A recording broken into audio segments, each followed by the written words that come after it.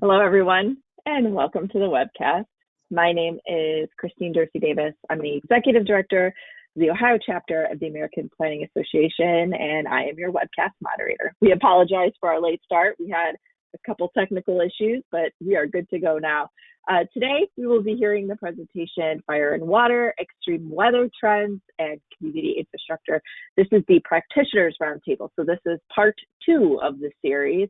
Last week was part 1, kind of the intro, and so now we're back for part 2. For technical help during today's webcast, you can type your questions in the questions box located in your GoToWebinar tool panel. And for your contact questions during the presentation, just type those again in that questions box, and we will answer those at the end of the presentation during the Q&A. And I will ask that you include the name of the speaker that you would like to answer the question. That just helps me if you can. Coming up next on your screen is a list of our sponsoring APA chapters and divisions for 2021. Thanks to all those participating sponsors for making these webcasts possible and free to members. Today, in particular, this series is sponsored by the Sustainable Communities Division of APA. So thanks to you for joining us and for entrusting us with your series. We'll hear a little bit more about them here in just a moment. Coming up next on your screen is a whole bunch of upcoming webcasts that we have. We are actually booked through the end of the year. We are scheduling Wednesdays, Thursdays. So be sure to head over to ohioplanning.org/planning webcast to register for these and all of our upcoming sessions. This session has been approved for 1.5 credits. You can record it for live viewing. You can record it on demand. And this session, along with last week's session, will also be available starting 2022 for one of the specialized credit requirements. Again, you'll hear about this in a moment. So it's just going to be available for you to log those DM credits. Head over to planning.org, log into your My APA account. And from there, you can either search by today's title or the event number, both of which can be found on our website, ohioplanning.org/planning webcast. If you're on social media, be sure to like us on Facebook. Just search Planning Webcast and we'll pop up. That is where I post any important items like date or time changes. I'll also post up there reminding you of our upcoming sessions, and I'll post when we have a whole group of new sessions available for you to register for. And we record all of our sessions and we post them on our YouTube channel. So be sure to subscribe to us so that you can get notified when we have new sessions available for you to register for, or for you to view. Just head over to youtube.com/planning webcast and we'll pop up along with our well over 350 recordings. So that is it for my housekeeping items. Again, type your questions in the chat box or in the questions box as you think of them. We also have a few interactive polls coming up here in the next few minutes, so be sure to stay tuned for that. And I am going to turn it over to Carla to introduce the session today. And Jill, you should have those controls. Okay, welcome to the Sustainability and Resilience series. This series was created to provide learning opportunities for planning professionals like you on these two important subjects. They've risen to the fore in many aspects of our work, and all planners need to better understand them in order to respond effectively to the multi-layered challenges arising in communities. Next slide, Jill. For many of you, these definitions will be familiar, but they are always important to re-examine and to distinguish one from the other. Planning for sustainability means balancing social, economic, and environmental resources, incorporating resilience and linking local actions to regional and global concerns. While planning for resilience means supporting the capacity of individuals, communities, and systems to survive, adapt, and thrive in the face of chronic stresses and acute shocks, and even transform when conditions require it. Next slide. So the S&R series, as we call it, will offer diverse perspectives under this wide subject matter umbrella over roughly 2 years, exploring 12 topics and at 2 levels of instruction, for those new to the subject matter and for those more familiar and experienced. And hopefully will result in about 24 events by 2024. So you'll be able to earn AICP CM credit for either the live or the on-demand version, as Christine said, and the recordings will become a library of resources that will be available at no charge. And to top it off, attending sessions or viewing on-demand sessions after January 2022 will earn you the new mandatory SNR CM credit. So not that one for today's webinar, but you can still get regular AICP credit for today. And a word more about that new upcoming credit. Along with equity, as you may have heard, sustainability and resilience will be a new CM requirement for AICP planners as of January. And after the new year begins, any live or on-demand series session that you attend can earn it. There will likely be plenty of other sources outside the series for earning this credit too. But this series, which we are beginning with this topic today and last week, is actually an outgrowth of the development of this credit. I chaired the task force that developed its criteria, and in the process, we discovered a real need for more learning opportunities like this. Volunteers came out from a whole host of APA divisions. I'm here representing the Sustainable Communities Division, for example, to guide the series with a variety of expertise. So anybody interested in joining our committee or being a speaker on a future webinar, we're seeking planners as well as many other types of professionals. Please reach out and I'll be happy to discuss with you. Future sessions will get into such topics as climate science, public health, economic strategy, climate mitigation strategies, policy tools, preparedness for shocks and stresses, among others, all as related to sustainability and resilience, and all sessions addressing equity implications of the topic, the policies or the case studies at hand. So on to the program.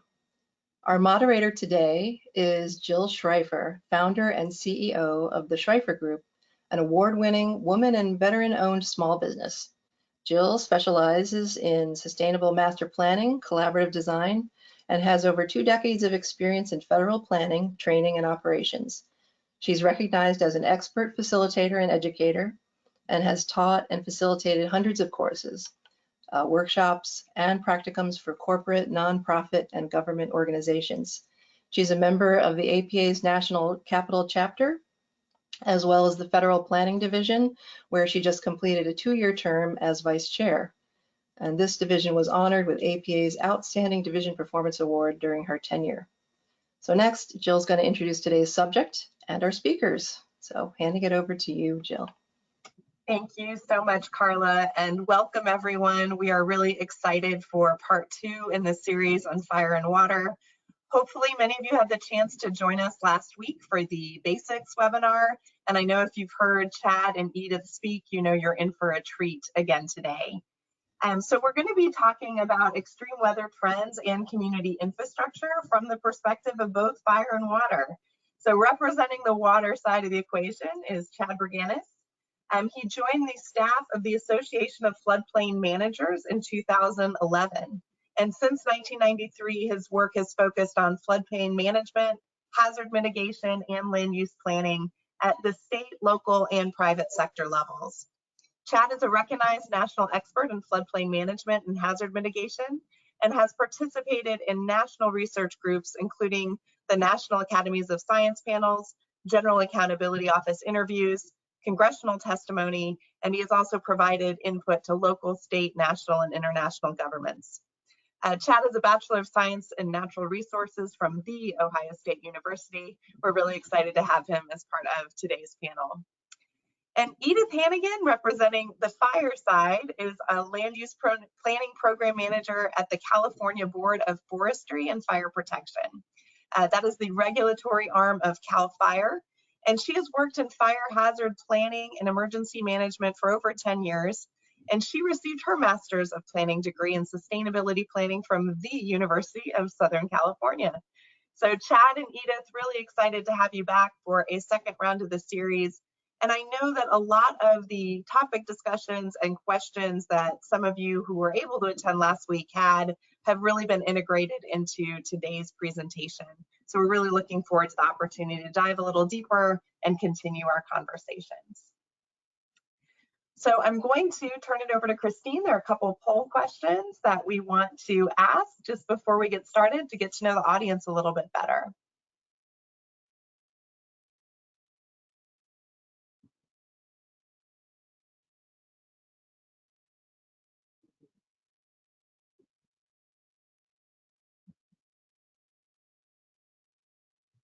Christine, should the polls be popping up?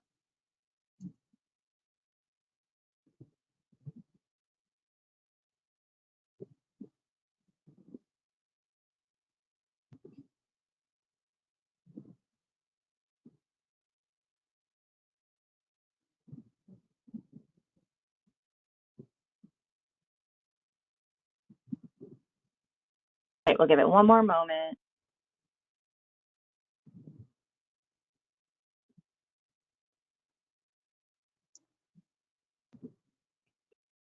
Okay. I'm going to go ahead and close the poll and share those results. Wow, look at this. 48% of you on the line today have more than 20 years of planning experience. That's great. 19%, 11 to 20, 16%, 6 to 10, 17%, 1 to 5, and then 1% less than a year. Okay, I'm going to go ahead and close this and open up our next one. Okay, where do you live and work? Let us know.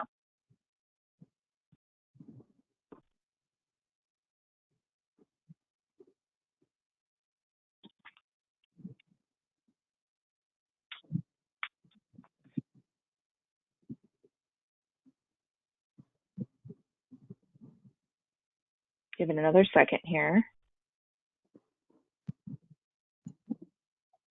All right, I'm gonna go ahead and close those polls and share those results. It looks like 30% out west, then Northeast came in second, the Midwest, and no one is on the line internationally today. Okay, I'm gonna go ahead and hide those, and our next one, we're halfway done here. Were you with us last week? Let us know.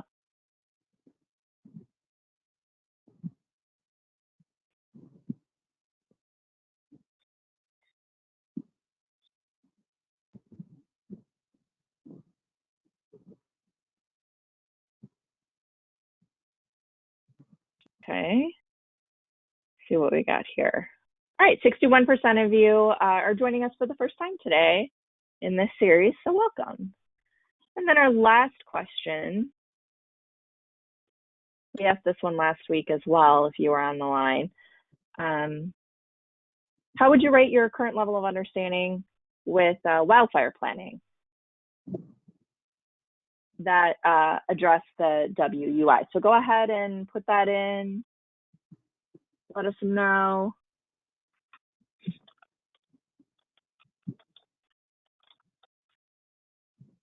And WUI is the Wildland Urban Interface. Is that right? Yeah, that's right, the WUI. Another second here. All right, close that one up. I'm going to show these results. Okay, it looks like the majority of folks are not familiar, if at all. Well, you're in the right place. And then 40% have some familiarity. 10% folks are actually incorporating wildfire planning concepts. And then 2% of our folks here are familiar with other wildfire planning concepts. So that's a wrap on our polls. That's who we have on the line. I'm going to go ahead and hide that, and you now have the control set. Thanks, Christine. And we are actually going to go ahead and turn it over to Chad to kick us off with flooding perspective. All right, great. Thank you very much, and appreciate the opportunity to be back with you. And let's see here. I want to make sure I have the controls to move the presentation. And if I could be given the controls, please. You should have control. Thank you.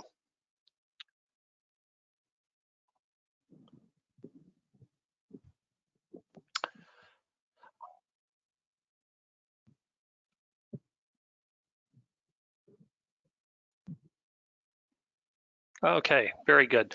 And again, thanks again for attending on this second roundtable.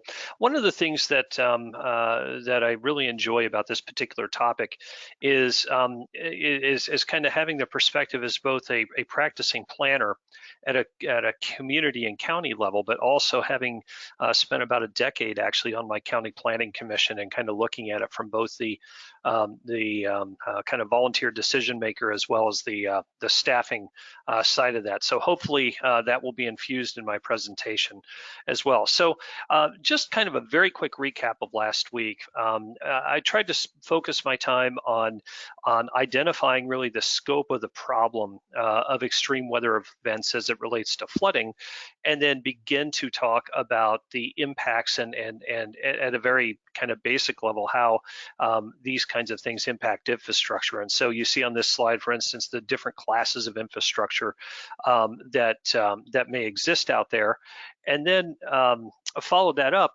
with a couple of categories of areas where planners, I think, can be very effective in addressing and solving some of these issues. And so, whether it's planning and zoning or codes and standards, flood hazard mitigation is really focused on that existing at-risk environment, but also we have some kind of unique things from a flooding standpoint, such as warning systems and even public information in terms of doing that.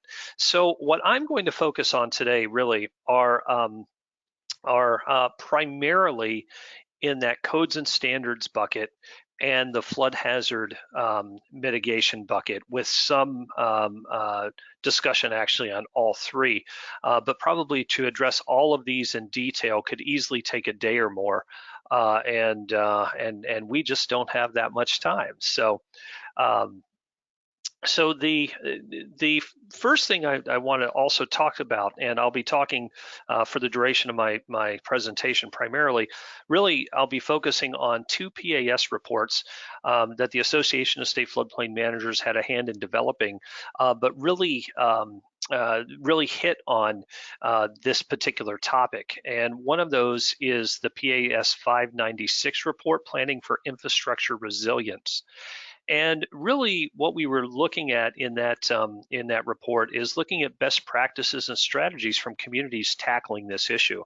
And I have to say, this is actually a very new and emerging area where a lot of techniques are being tested and developed, and approaches are being done in terms of doing that. But also, we also are potentially facing a historic, once in a generation opportunity to obtain some federal resources and funding to do these kinds of things. So one of the things I just wanted to bring to everybody's attention is that there is a FEMA grant program called Building Resilient Infrastructure in Communities, or BRIC program, that is likely going to have at least $1 billion next year in there. And so that might be something of interest.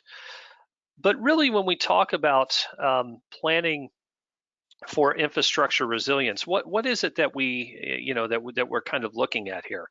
And so to me, this table really summarizes a lot of the concepts that are in the PAS report and translates it into an actionable approach, and in this case is what New York City is doing.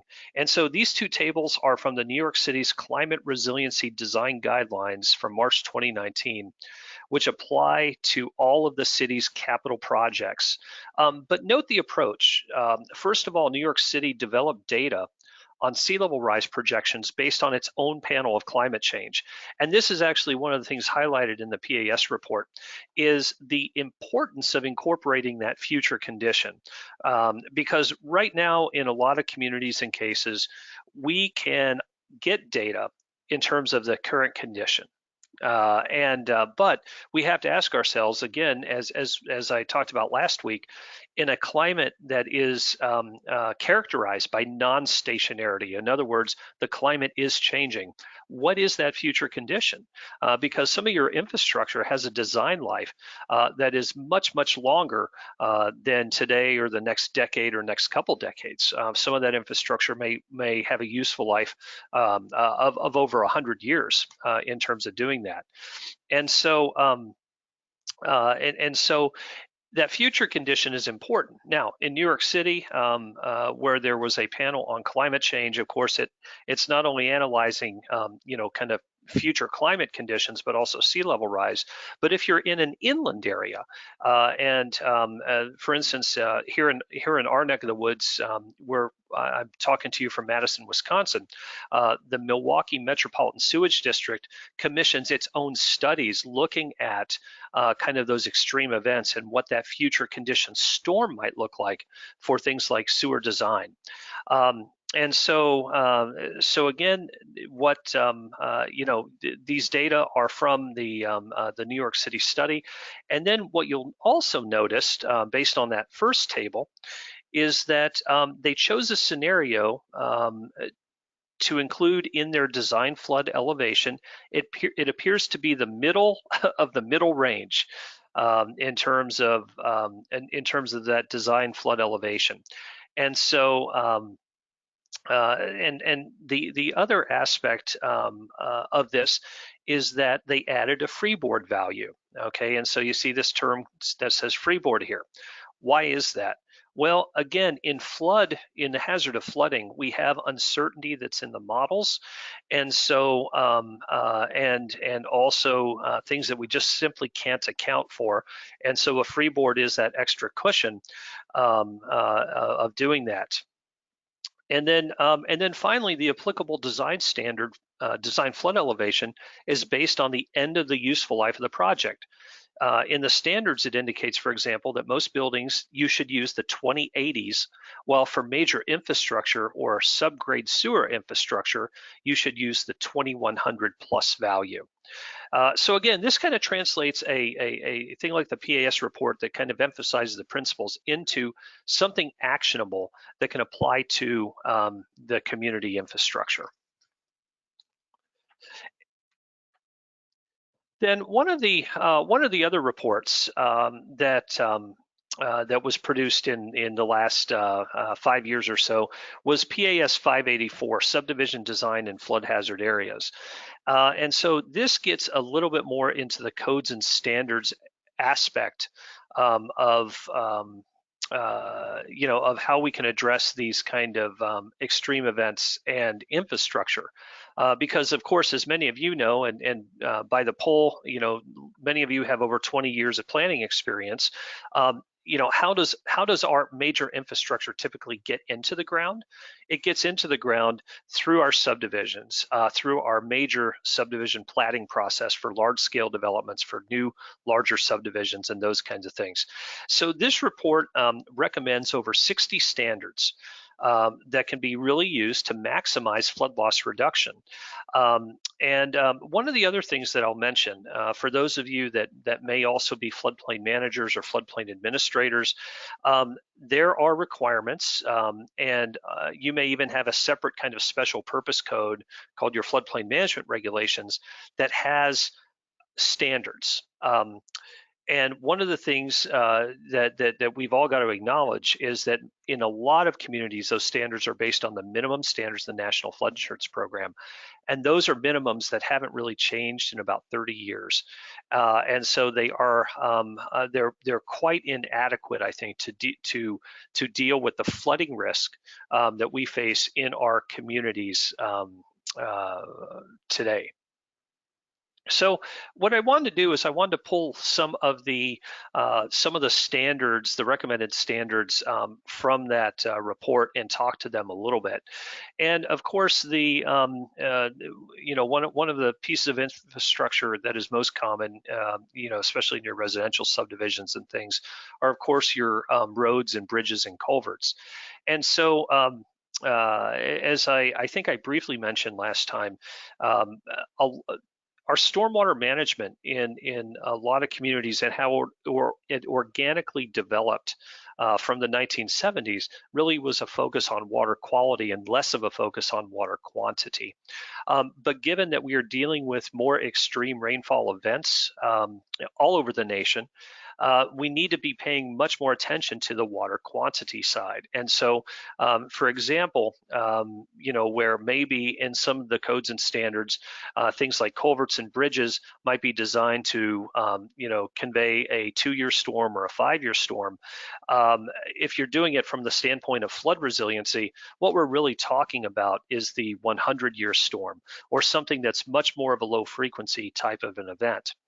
Now, another aspect of it is that we know through data that the leading cause of death in flooding is due to driving across flooded roadways. And so another common sense standard that really makes it really ties back to public safety is making sure those road surfaces are elevated to a proper flood elevation in the community. And so, because again, basically 2 feet of water flowing 2 feet a second over a road can knock a person over in doing that. It doesn't take much actually to do that. So again, that's a flood resilient infrastructure standard that you might think about. Now, in terms of utilities, one of the things that we found in looking at community codes and even at the state level sometimes is that there would be exemptions from flood protection for publicly owned utilities.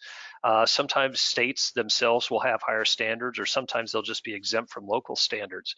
And sometimes at the community level, your own infrastructure might be exempt from standards. And so one of the things that we would say from a flood resiliency standpoint is to not exempt those for publicly, for these publicly owned facilities, especially because oftentimes your utilities are also what you would characterize as what's called critical infrastructure, or again, infrastructure or critical facilities or infrastructure that in the case it went down during a disaster event, it actually exacerbates the problem significantly. Also, looking to locate those utility easements outside of the flood hazard areas. And then again, major utility equipment having even a higher standard of protection. And so if your community's level of protection might be that base flood elevation, that 100-year, making sure that your things like your wastewater treatment plant pump stations, the plant itself, maybe critical communication facilities, perhaps they're either protected to or located outside of the 500-year floodplain. Now, in terms of, and this also gets into not only just resiliency, but a bit more sustainability. And one of the trends that we've seen, of course, in stormwater management is to incorporate more green infrastructure into our largely gray infrastructure approaches. So again, what we still find though, and what we found in a lot of communities is the fact that we still have a lot of gray infrastructure approaches that are prescribed in the standards. And so being able to simply require those green infrastructure and low impact development or LID techniques in stormwater management and also roadway design so that, whether it's things like bioswales that enhance infiltration or approaches that reduce the impervious surface area are both good approaches there. And so, again, I kind of laugh, and it is changing, I have to say, as I'm seeing new commercial development and things, where you typically have the, the parking islands that are kind of the convex, with a lot of mulch and, maybe a light post sticking out or something like that, versus again, a more of a green approach is going to be something more concave that promotes infiltration, that promotes water actually going in there with curb cuts so that water can get from the parking lot into some of these kinds of areas.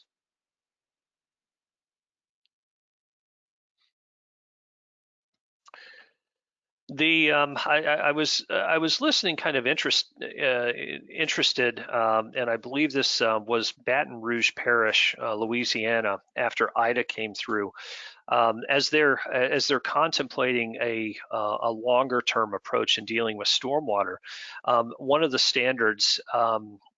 Some of the standards that they were looking at were kind of post-development peak storm flows, and at least not being higher than the case, but also making sure that you're able to handle storm flows even up to a 100-year storm event on site. And so again, the concept here is to really raise the bar where you can do it, and instead of focusing things like on the 2-year, 5-year, 10-year, 25-year storm, you're looking at things like the 50-year, 100-year, or even larger that way.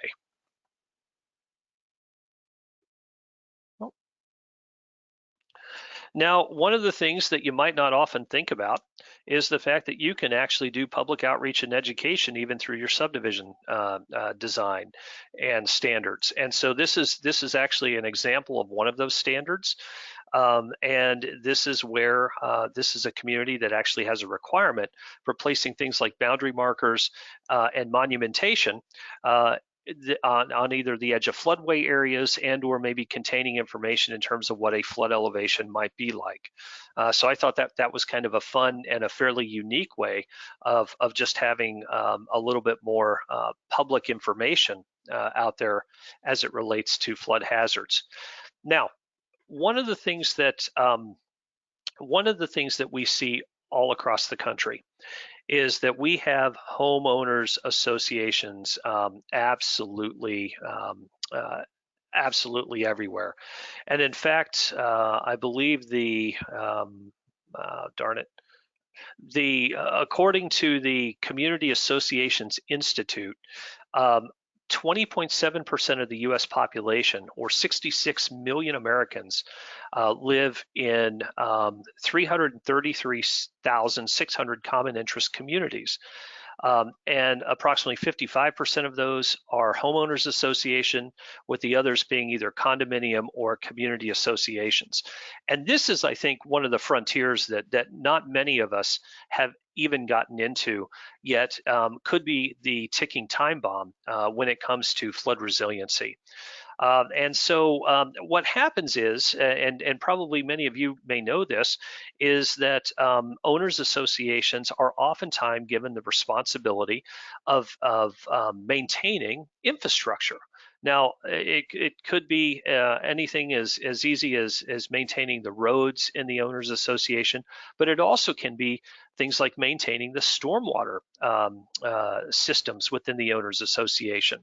And in fact, there is a great publication that's referenced in the PAS report from a couple of attorneys in California, Bearding and Wheel, that talk about some of the owners associations out in that area actually having the responsibility of maintaining levees. And when you think about it, a levee is a very highly complex engineered structure that really needs a lot of technical expertise and even more money to maintain properly that way.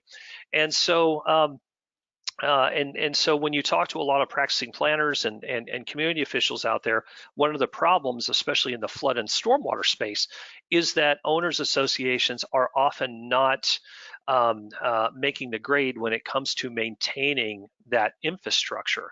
And so what then happens is you tend to set up a situation where the community might have to come in and take over and actually maintain it and incur the cost of maintaining that and those kinds of things. And so there's a lot of interesting things as we researched this aspect, where in your subdivision standards you really can make quite a bit of an impact. And so, you know, what are those? And I would say the first and foremost is that if it's a critical piece of infrastructure, certainly a levee, I would say, would qualify as that.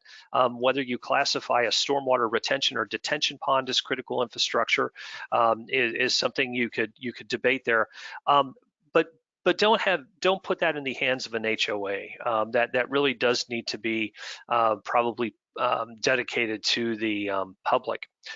The other thing is to make sure that if an HOA is responsible for any kind of infrastructure that has an impact of flooding, and again, it could be your retention and detention ponds, it could be culverts that actually would go through a neighborhood, but make sure that the developer provides a study to determine the financial reserves necessary to maintain the infrastructure prior to final plat approval. Now, here's the thing about reserve studies, though, that is very interesting. The guidance on the development of reserve studies specifically tells the consultant who develops that to exclude things like low frequency disaster events such as flood. So think about that. Okay, here a owners association is responsible for a retention or detention pond, and they're projecting the future cost of that so that they can establish the HOA fee. And the guidelines for doing these reserve studies says, don't worry about a flood that might happen and blow out the outlet or the inlet that also could be one of your highest costs of maintenance. Doesn't make sense. So one of the things that we would say that in addition to requiring it is make absolutely sure that it accounts for the flood risk or flood hazards that you have in your community. And then, of course, and then also is the requiring a developer to create a special assessment district, which encompasses the HOA. And this is almost a redundancy that if the HOA ever does become insolvent or those kinds of things, is that there can be this special assessment district where funds can be raised. And again, from a stormwater and flood protection infrastructure, a trend that we are seeing is more and more communities stepping into taking those over, deciding that their standards for HOAs really don't work that way. Okay, so one of the other aspects that I want to talk about when it comes to also these subdivision standards, and this really does get into, I think, the sustainability, especially as it is defined by equity.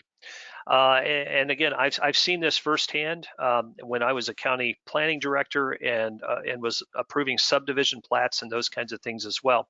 Is that there is a significant equity aspect that we need to make sure that we're addressing through the subdivision standards. And it is in at least my nearly 30 years of working with flood hazards, where do you typically find the cheapest land in a community where development can occur? Okay, those are going to be your riskiest areas. Typically, they're your deeper floodplains and those types of things.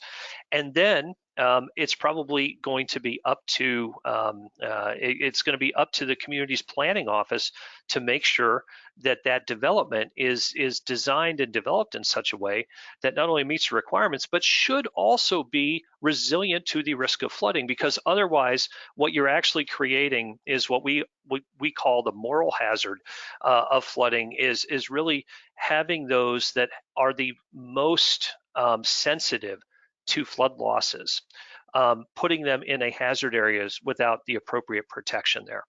And so, whether it is potentially a lower income housing development where maybe, the developers coming to the planning commission and say, hey, we got to keep our costs low so we elevating that road is just going to be too costly, right? Yet that elevated road could be a place where folks could go to for protection, certainly so that they can get out of the subdivision safely. And the last thing we want to be doing is to be cutting corners in those subdivisions where equity in particular is an issue. And so I would encourage everybody, as you're thinking about your own standards, even thinking about incorporating those, is that where you may find the most pressure to not have higher standards because they potentially translate into higher cost, are for the areas that may need it most and for the types of developments, especially those that may be most price sensitive, such as low income housing. Okay, and then finally, I just want to highlight very quickly the National Flood Barrier Testing and Certification Program. This gets into hazard mitigation And the one thing that when you looked at the list of infrastructure is public buildings are really part of our public infrastructure, our schools and those things. And the take-home point here is simply that the technology of floodproofing buildings is evolving very rapidly.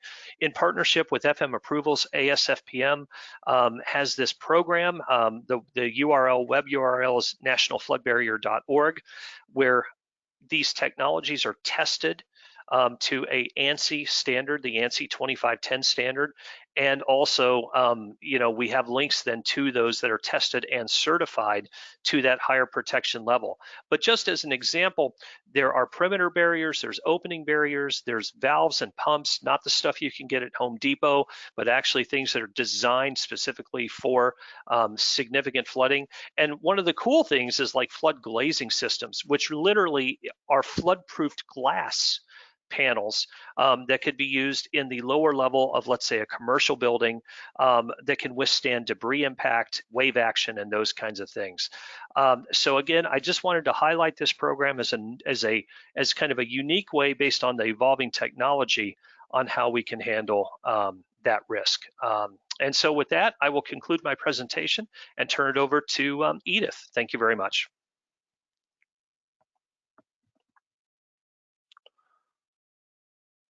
Hi, everyone. Yeah, thank you, Chad. My name is Edith Hannigan. I am the Land Use Planning Program Manager at the Board of Forestry and Fire Protection. The board is a 9-member body appointed by the Governor of California, who they provide the regulatory and policy direction for an agency you might be more familiar with, CAL FIRE. I'm really happy to see so many folks on here who have had this combination of over 20 years of experience in planning, but are maybe less familiar with how to plan for wildfire hazards. Hopefully I'll talk today about a lot of plans that you're familiar with, but give you some new ideas for how to start incorporating fire hazard planning into those plans. So there we go. Quickly recap from last week. The wildland urban interface is the area of land where human infrastructure, our built environment, intermixes or intermingles or borders the wildlands. So the wildland urban interface is one of the fastest growing land types across the United States because of our incursion of our built environment into vegetated wildlands. So this chart here, there's 3 different charts showing you a bunch of different ways of measuring, a bunch of different metrics to measure WUI growth in America. And as you can see, there's virtually no part of the United States that is not seeing a growth in the WUI environment by some kind of metric. And so this is an issue that isn't just a California problem. It's not just a Western United States problem. It really is, the WUI is growing across America. And with that comes wildfire risks, increasing wildfire risks. In addition to the growth of the WUI, our fire seasons are getting longer and hotter. So we're facing a longer period of time where weather conditions are prime for to drive wildfires. And our vegetation is getting drier and it's staying drier for longer. We're not seeing the type of sort of refill of our watersheds the way that we used to. And of course, that's all due to climate change, our favorite. So the first thing that you want to do when you are contemplating your community's wildfire risk and how to start incorporating wildfire hazard planning into your planning documents is to evaluate the risks of wildfire and the hazards of wildfire. So the hazard is the source of the danger. So a wildfire hazard is the likelihood of a wildland fire occurring and the potential intensity at which that fire will burn. Whereas risk is the exposure to that danger. So your wildfire risk is the potential impacts a wildfire will have on the community. So the hazard is perhaps, that you're near a forest, but the risk is that you have a school that's right next to there, or you have an older community that was built before more modern standards came about. abutting that forest. So so it's really important to understand the difference between hazard and risk when you're talking about the wildfire concept. And then also and that'll become important in a few minutes. You'll see when you're looking at different types of maps and other data. So there's really two big questions you want to ask yourself when you're embarking on this process. So the first is, what are the wildfire hazards that are in or near your community? So these are things like the fuel. Do you have a forest that's been decimated by a beetle kill near or in your community? What's the topography like? Do you have a lot of very steep slopes? Do you have a lot of chimneys or ridges that will funnel a wildfire up towards a community? What's your climate like? What's your weather like? How is that changing? And what's the fire history in your community, in or near your community? And then the second thing you want to think about is, what is at risk from those hazards? So is there infrastructure like roads or power lines or other equipment? Are there homes or businesses? What kind of, are there lives at stake? What are the impacts of a wildfire on the economics of your community? And what are the biological impacts of a wildfire? And then another important thing to think about there is, how is that risk distributed? So we all know, of course, that risk isn't distributed equally across income, across race, across a lot of different factors. And so a community that was built perhaps to modern wildfire protection standards, that has a lot of green, well-irrigated green space around it, has a lot of people with 2-car households so they can escape easily, they might be less at risk than a community that's built out of older building materials, a community that relies heavily on transit, or a community that has less resources to recover after a wildfire too. If there's a lot of elderly folks who own their homes, so they don't have homeowners insurance, that risk isn't distributed equally across your population. So it's important to think about that when you're planning as well. And then you want to consider related hazards and their risks. So of course, drought, what that does to your wildfire hazard and your wildfire risks, flooding, mud or debris flows that might occur post-fire, all of those things. It's one sort of big ecological circle of impacts. So where do you start evaluating your risks and hazards? So the first place you want to look is your local hazard mitigation plan. They've probably done a lot of work on establishing wildfire risks and wildfire hazards in your area. You could also try your emergency operations plan. You could see if your region has a community wildfire protection plan, and your state or regional forestry, fire agencies, or your land management agencies may have done this research as well, and they may have mapping resources or other data for you. An organization called the Joint Fire Science Consortium that I'll talk about towards my end of my presentation. University extensions often will do this work as well. And then there's also, if none of those have the risk or hazards mapped, there's also software tools out there for you. And I'll talk about where you can find some resources for that in a moment. So wildfire hazard planning really falls neatly into this paradigm of holistic planning that the APA is a proponent of. It's an approach designed around building consistency between locally and regional applicable plans, policies, and implementation programs in order to create alignment between plans and reduce conflicts between them. And then, so wildfire hazard planning fits really neatly into this paradigm, because as you can see from my last slide, there's a lot of other plans where you might find fire hazard related information. So it's really important, for example, that your wildfire risk map in a general plan or an area plan matches that risk information from your local hazard mitigation plan or an emergency operations plan. You want to make sure that all of your agencies are on the same page about what the wildfire risk looks like in your area. And then, of course, your plan should also be consistent with state and federal requirements. So there's some federal guidance in the Healthy Forest Restoration Act and the Disaster Mitigation Act.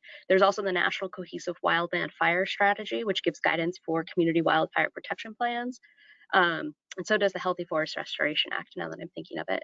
But then there's also individual states have some specific requirements, such as Utah requires cooperative agreements in order to receive some state funding for wildfire planning, and Montana requires that communities reasonably avoid negative impacts due to wildfire hazard. So how do you begin to develop your WUI plans? The first thing you want to include and make sure that you have accurate information on is this background information. So like I said, look at these existing plans or data that's out there.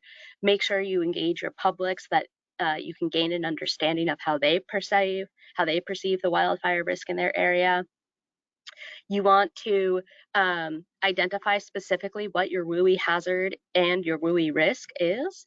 You want to research the fire history of your community and what those impacts were.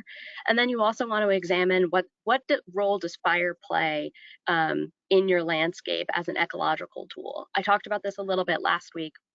There's a lot of different plant and animal communities that rely on wildfire for either their own regeneration and regrowth, or they've become fire adapted. And while they don't rely on wildfire to regenerate, they can survive and even thrive when there's healthy wildfire happening.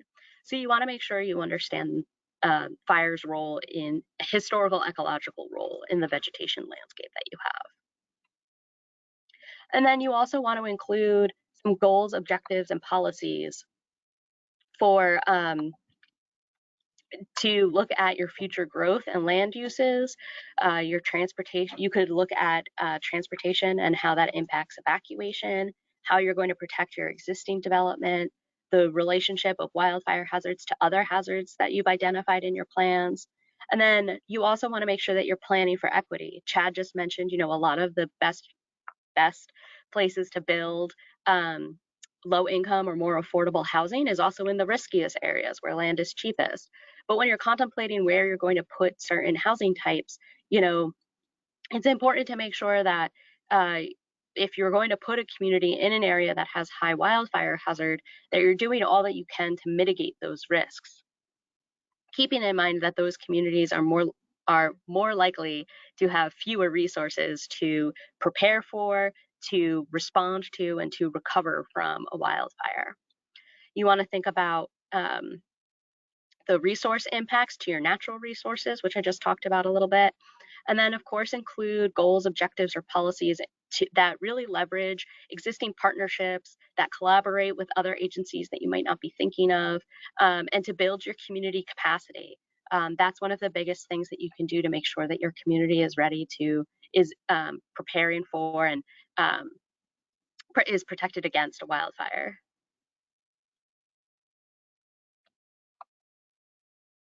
Okay, so how can we integrate WUI planning into existing models and existing plans that we have?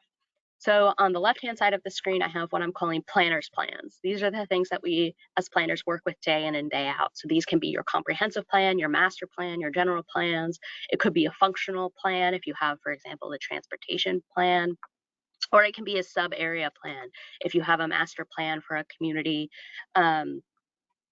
or a section of your jurisdiction.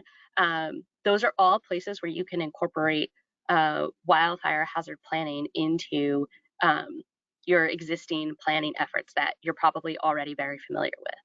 But there's other plans that you can engage in and that your plans, like your comprehensive plan, should be complementary of. So there are things like your local hazard mitigation plans. In California, we actually, if you want to receive additional funding from Cal OES, we actually require that in your general plan, you cross-reference your local hazard mitigation plan. So that's an important way to make sure that your general plan and your local hazard mitigation plan are not in conflict with each other. And then there's also community wildfire protection plans. Community wildfire protection plans can be undertaken by almost any kind of organization. So you might have HOAs in your community that have CWPPs. You might have a resource conservation district or other resource management organization that's done one. So you can look at really drive down into the community level and see if there's other organizations that have done some of this work. if your community has natural resource protection plans, climate plans, or resiliency plans, all of those things are where you can do work to minimize the risks, the WUI risks to your communities.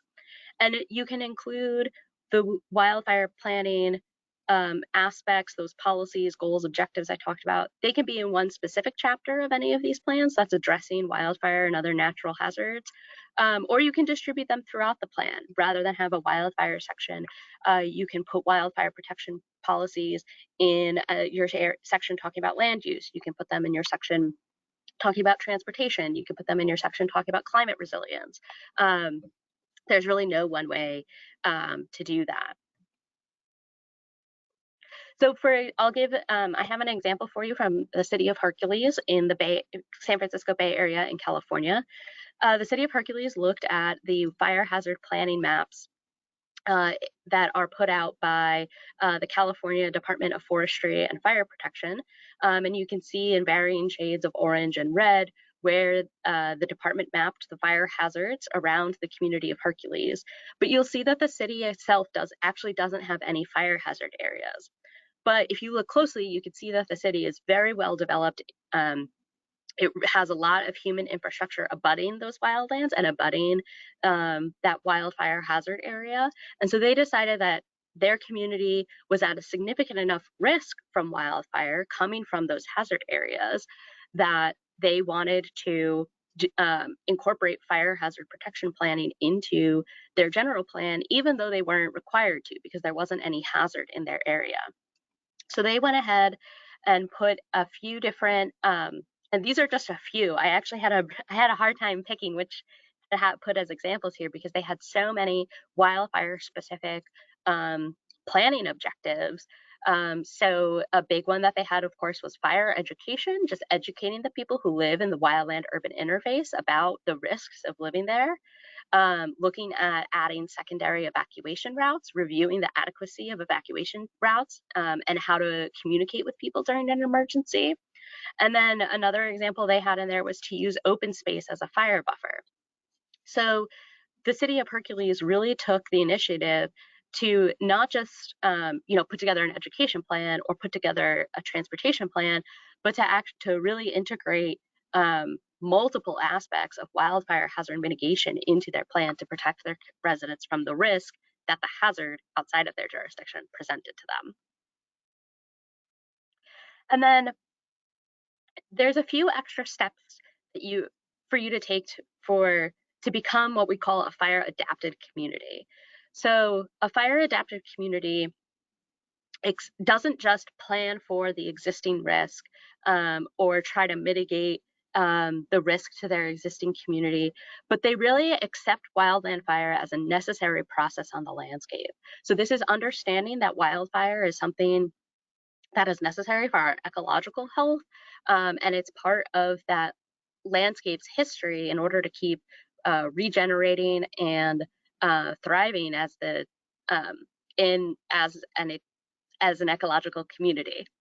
It's also important to adopt an adaptive management approach, which I'll talk about more in a moment.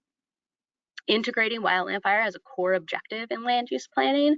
So integrating that risk mitigation and the protection from unnecessary risk from wildfire is something that should be done just in general, as you're thinking about how you're going to grow and develop your community. It's also a transition. A fire adapted community is making the transition to a fire resilient built environment and fire resilient human activities. So this may be thinking about retrofit programs when you have older structures that are maybe not built to the most modern fire codes. And this is also another equity issue. What are you doing to make sure that people on fixed incomes are able to replace their roofs with something more fire safe?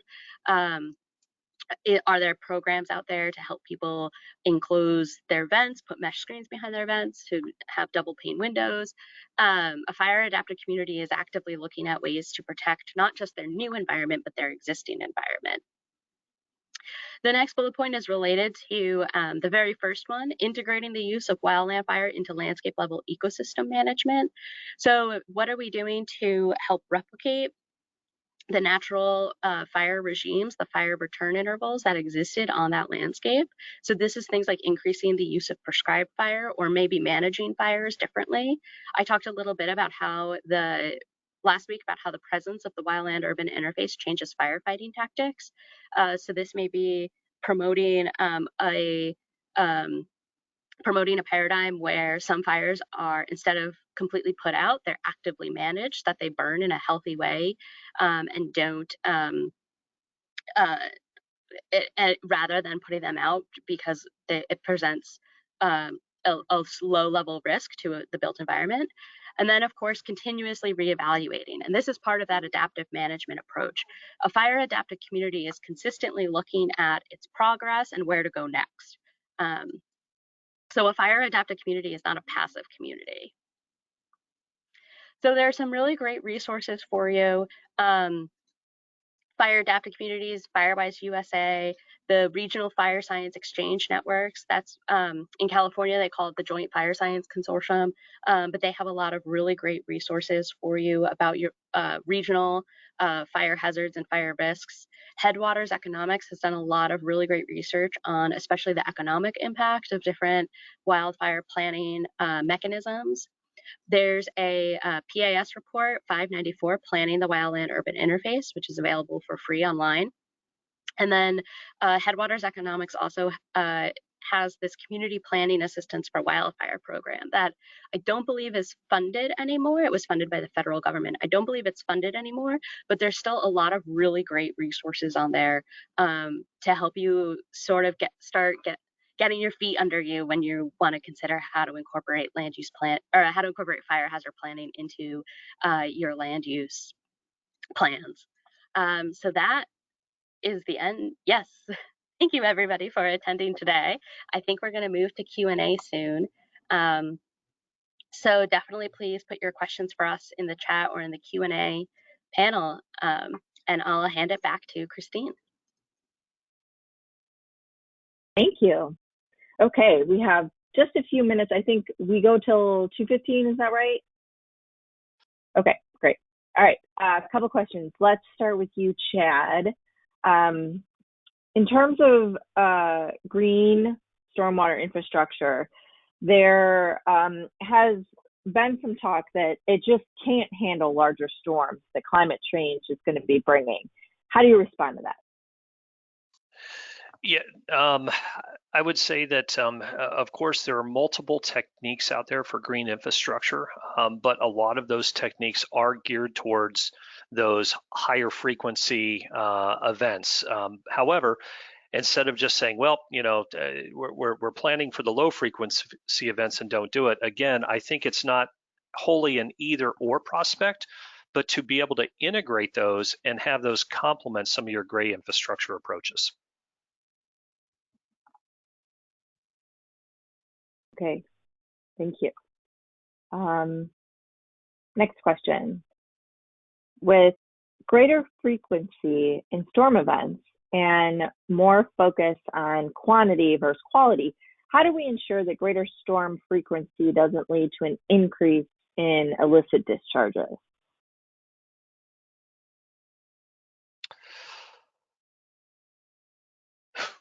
You know, I think that is going to be an area of analysis, and I'll have to be honest with you in terms of you know, in terms of discharge, illicit discharges. I'm almost assuming from a water quality standpoint.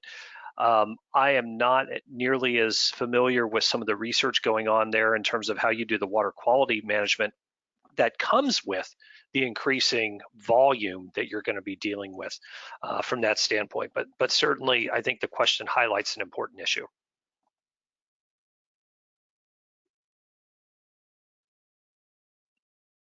All right.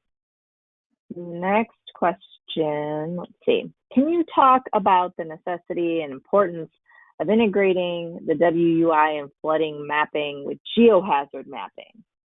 This person says, I have experience in a community with all three. geohazards, WUI, and flooding?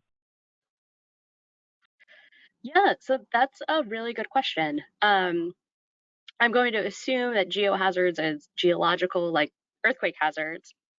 And that's actually really something to think about, because a lot of, so we've seen a lot of wildfires and one thing I should have reviewed was why homes and other structures burn. But we've seen a lot of wildfires. If you remember from my presentation last week, it's a lot of communities have burned not because the flaming front of the wildfire has come and burned a community, but because especially a wind-driven wildfire, embers are flying ahead of the fire front and burning communities and creating, really transitioning the wildfire from a wildfire to an urban conflagration. And that's also something we frequently see when during earthquakes. Of course, 1906 being a San Francisco earthquake being a great example, where the earthquake also causes this urban conflagration. But a lot of the work that we've been doing lately in the science of protecting homes from wildfire is to try to prevent that home-to-home ignition, so that if a home has caught on fire, it doesn't ignite the home next to it. So incorporating especially WUI building codes in areas that are subject to both wildfire hazards and those geological hazards would really minimizes the risk in both directions. So you're hopefully preventing structure-to-structure ignition in a wildland fire and turning that wildland fire into an urban conflagration. And you're also preventing the same thing, if a gas line breaks during an earthquake and ignites a structure or structures, we're going to prevent that fire, also an urban conflagration, from moving to structure. So if you're going to build new homes to a building code standard that protects them from wildfires, you're also going to get that double mitigation benefit of protecting them from other urban conflagrations as well. Yeah, I think from an integration standpoint, I think about what the kind of desired end state is, right? And so in a community, what you hope to have done is identified all three of those hazards, assess the risk on your existing infrastructure and unbuilt areas, have standards appropriate to those if those are high risk in all three in the community, and then make sure that you've been thoughtful on your standards so that when you integrate these standards, you don't come up with a nonsensical outcome. Okay, I'm going to do a flood resilience technique, but that actually increases my earthquake risk. I would say that looking nationally today, we've not identified all those hazard areas. From a flooding standpoint, I certainly can say that. I'm less certain about wildfire and geohazard. Our local mitigation plans can give, I think, some sense of risk assessments, and I think it's kind of across the board to the extent that a community has adopted specific good standards for resiliency, and done the analysis then on those standards if you have multiple hazards to make sure that they don't create nonsensical development. So again, thinking about it from kind of the end goal in mind, I would kind of back up and take an approach: identification, assessment, adopt the standards, reconcile the standards. Thank you. We actually have to wrap up because it is 2:15, and I got in trouble last week because we went too far. But real quick, have any of you been following General Sherman? He's a Sequoia well, I guess it could be a girl Sequoia too, in Sequoia National Park. They're wrapping all these huge sequoias right now in like tinfoil to try to save them. And there's this one in particular, and they're estimating that he's like 2,500 years old or something like that. And it has quite a following, and I've been following him just to make sure that he's going to be okay.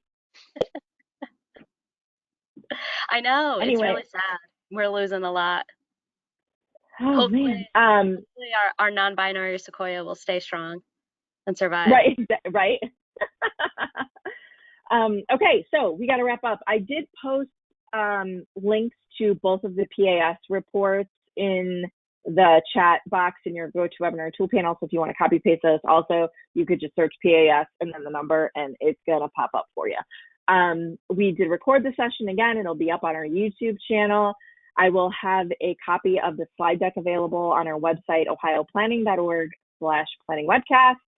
And I think that's it. Thanks to all of you for joining us for this two-part series. This was really great, super informative. And we appreciate you joining us here at the Planning Webcast series. Have a great day, and thanks to everyone for joining us. All right, thank you. Thanks, everyone. Bye.